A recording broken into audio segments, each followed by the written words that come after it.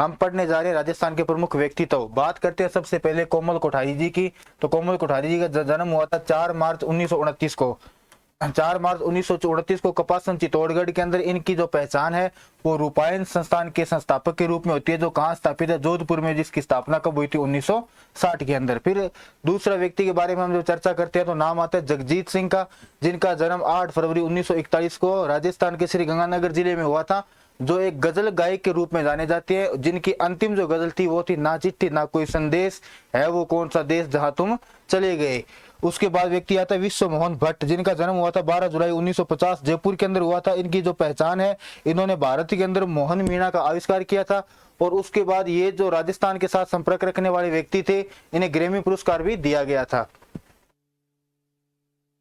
आगे आते हैं मेजर शैतान सिंह। मेजर शैतान सिंह का जन्म 1 सितंबर 1924 को बाणासुर फलोदी के अंदर राजस्थान में हुआ था। इन्हें परमवीर चक्र भी दिया गया था, क्योंकि जब भारत और चीन का 1962 में जो युद्ध हुआ था, उन्होंने 120 सैनिक थे इनके पास केवल, जो चीन के साथ हजारों सैनिकों के साथ लड़े थे। इनकी वीर्य और शौर्यता के कारण हमने इनको क्या दिया था, परमवीर चक्र दिया था। फिर व्यक्ति कौन आते, कर्पूर चंद्र कुलिश, जिनका जन्म हुआ था 20 फरवरी 1926 को सोडा गांव। सोडा गांव कहां पड़ता है, टोंक के अंदर। इनकी पहचान है राजस्थान पत्रिका के ये संस्थापक थे। इनका हिंदी के साथ भी अच्छा लगाव रहा है। फिर व्यक्ति आते हैं विजय दान देथा, जिनका जन्म हुआ था 1 सितंबर 1926 को बोरुंदा। बोरुंदा कहां पड़ता है, जोधपुर के अंदर। इनकी पहचान बातानी फुलवारी बिज्जी।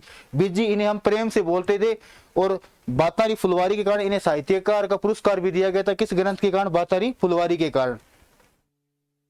फिर आगे आते हैं कविराज श्यामलदास। कविराज जो श्यामलदास हैं, इनकी जो बुक थी उसका नाम था वीर विनोद, जो हमें मेवाड़ की स्थापत्य कला के बारे में बहुत सी जानकारी देती है। महाराणा कुंभा ने 32 दुर्गों का निर्माण करवाया था, तो इस बात की जानकारी कौन देता है अपने को, कविराज श्यामलदास, जिनका जन्म 1836 को दोकलिया गांव भीलवाड़ा में हुआ था। फिर व्यक्ति आता है गौरी शंकर हीराचंद जी ओझा। इनके द्वारा जो इतिहास लिखा गया ना, वो सबसे प्रमाणित इतिहास है, जिनका संबंध रोहिड़ा गांव सिरोही से है, जिनका जन्म 1863 को हुआ था। इनकी पहचान राजस्थान के आधुनिक इतिहासकार के रूप में, और इन्होंने जितना भी इतिहास लिखा है ना, वो सबसे प्रमाणित इतिहास है, उसमें गलतियां नहीं है बिल्कुल भी। फिर व्यक्ति कौन, बाबूजी चतुर जी, जिनका जन्म 1879 को हुआ था, कहाँ पे, करजाली गांव मेवाड़ के अंदर, ठीक है।